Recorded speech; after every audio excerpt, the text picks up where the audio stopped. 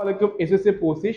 সামনে যেহেতু তোমাদের এসএসসি ফিজিক্সের পরীক্ষাটা রবিবারে, তো সে উদ্দেশ্যে আমি তোমাদেরকে কিছু টিপস দিব, যে টিপসটা তুমি যদি অনুসরণ করো অবশ্যই তুমি দেখবা যে ভাই তুমি তোমার পরীক্ষাটায় আর কি, যে তুমি ইজিলি কিন্তু A+ পাওয়ার মতো একটা নাম্বার পেয়ে যাবে। ঠিক আছে, তো দেখো আমাদের পরীক্ষা আজ রবিবারে, তো হাতে কিন্তু সময় খুবই কম। ঠিক আছে, এই স্বল্প সময়ের মধ্যে তুমি কিভাবে পড়তে পারো, বা এখন দেখো আমার অধ্যায় কিন্তু আছে 14টা, সেট হবে কিন্তু 8টা। এখন তাহলে তুমি সব অধ্যায় কি পড়বা? না, সব অধ্যায় এখন পড়ার সময় নয়। তুমি কিছু কিছু স্পেসিফিক অধ্যায়গুলো পড়ে যাও, এবং যে এই অধ্যায়গুলো কোন অধ্যায়গুলো পড়বা সেই অধ্যায় বিষয়ে আমি কিন্তু তোমাদেরকে জানাই দেবো যে কোন অধ্যায় তোমার পড়ার দরকার। ঠিক আছে, আচ্ছা। তো মেইনলি দেখো, আমি যদি তোমাকে বলি, দেখো এই অধ্যায় সবগুলো অধ্যায় কিন্তু আমি বোর্ডে লিখে রাখছি, এবং দেখো তুমি একটা জিনিস খেয়াল করে দেখো, যে এই যে গতির অধ্যায়টা অর্থাৎ তোমার দ্বিতীয় অধ্যায়, এই অধ্যায় থেকে প্রশ্ন হয়নি এমন কোন বছর কি তুমি দেখাতে পারবা?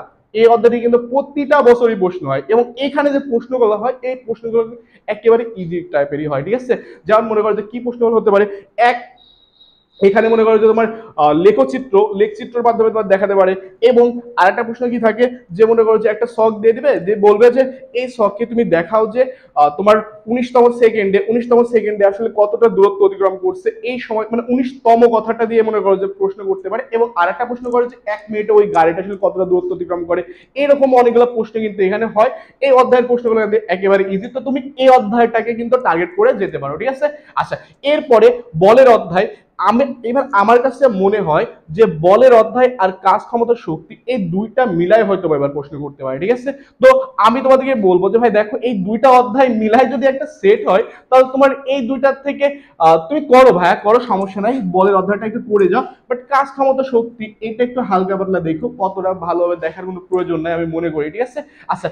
তবে আমি এরপরে যে অধ্যায়টা বলবো সেই অধ্যায়টা কিন্তু প্রত্যেকবারে প্রশ্ন হয়, এই যে পদার্থের অবস্থা ও চাপ। ঠিক আছে, এইটা কিন্তু এইটা থেকে কিন্তু আমাদের পদার্থের অবস্থা ও চাপ, এইটা থেকে কিন্তু প্রশ্ন কিন্তু আমাদের প্রতিবারই আমাদের এখান থেকে কিন্তু একটা সেট হবেই। ঠিক আছে, আচ্ছা। তো এইটাও কিন্তু তুমি ভালোভাবে মার্ক করে দিচ্ছি, এইটাও কিন্তু তুমি দেখে যাবে। ঠিক আছে, এবং আমার সব থেকে পছন্দের একটা অধ্যায় এবং সহজ একটা অধ্যায়, সেই অধ্যায়টা কি, যে তরঙ্গ ও শব্দ। ঠিক আছে, তরঙ্গ ও শব্দ, এই অধ্যায়টা কিন্তু একেবারে ইজি, একেবারে ইজি। ঠিক আছে, তো এই অধ্যায়ে কোন কোন প্রশ্নগুলো হয়, যে প্রশ্নগুলো সব থেকে বেশি করা হয় সেটা কি, আমাদের কোনো একটা কেউ একজন আওয়াজ করছে এবং ওইটাতে প্রতিধ্বনি শোনা যাবে কিনা সেই বিষয়ের কিন্তু প্রশ্নগুলো হয়ে থাকে।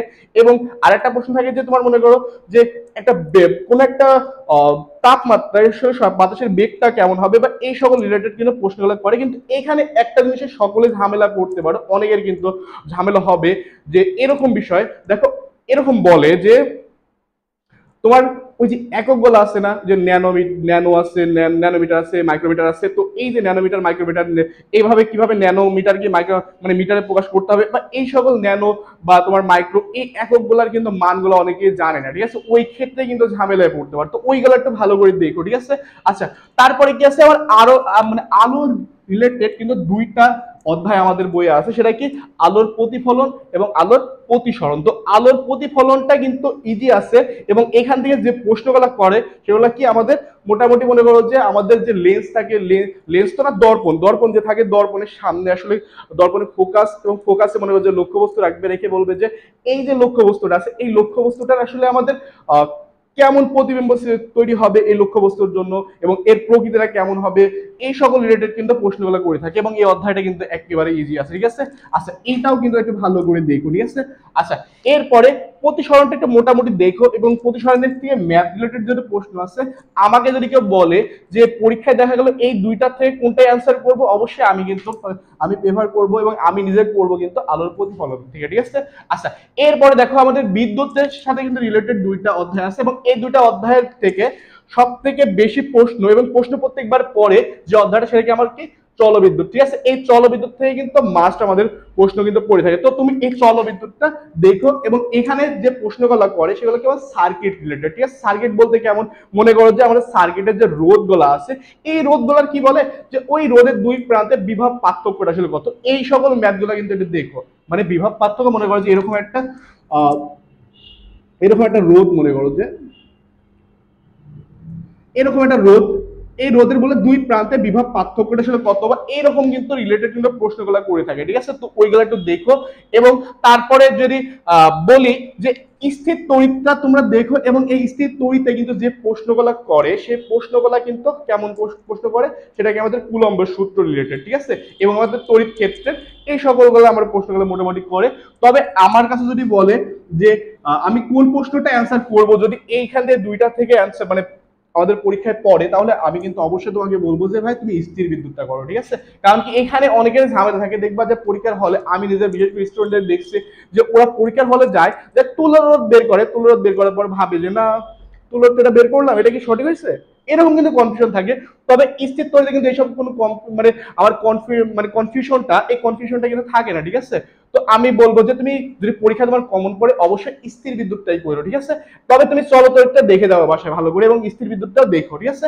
আচ্ছা, এরপরে এমন যদি স্টুডেন্ট থাকে যে এখন ভাবতেছে ভাই আমার তো আসলে পরীক্ষায় একেবারে এই অবস্থা নাজেহাল, আমি তো হয়তো বা পরীক্ষায় যে পাস করবো কি ঠিক নাই, তো তাদের জন্য ভাইয়া এই 3টা অধ্যায় ভাইয়া আমি বলবো যে যারা পাস করতে যাচ্ছ ভাই, যে আমার পাস করার দরকার, তাহলে ভাই তুমি এই 3টা অধ্যায় ভালো করে দেখে যাও ভাই, ঠিক আছে। এই 3টা অধ্যায় সহজ আছে, এবং এই অধ্যায়টা ভাই তোমরা সকলেই দেখো যে এই অধ্যায়টাকে যে প্রশ্ন বলা হয় সেগুলো আমাদের তোমার আইপি আইএস, ঠিক আছে, এই সকল রিলেটেড প্রশ্নগুলো কিন্তু বেশি হয়, ঠিক আছে।